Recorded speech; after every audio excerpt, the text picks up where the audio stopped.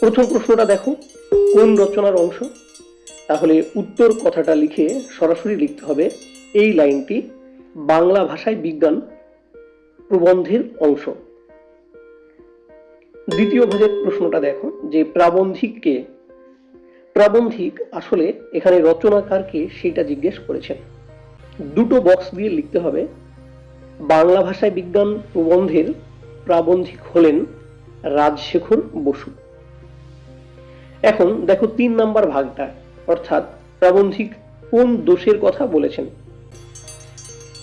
বাংলা ভাষায় বিজ্ঞান প্রবন্ধে প্রাবন্ধিক যারা বাংলা ভাষায় বিজ্ঞান বিষয়ক রচনা লেখেন তাদের বিভিন্ন ত্রুটির কথা উল্লেখ করেছেন।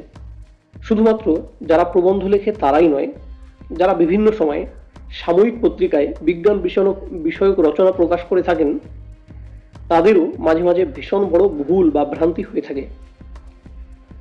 তারই একটা উদাহরণ দিয়ে প্রাবন্ধিক বলেছেন যে অক্সিজেন বা হাইড্রোজেন স্বাস্থ্যকর বলে বৈজ্ঞানিক যুক্তি নেই, তারা জীবের বেঁচে থাকার পক্ষে অপরিহার্য অঙ্গমাত্র, তবে ওজোন গ্যাস স্বাস্থ্যকর।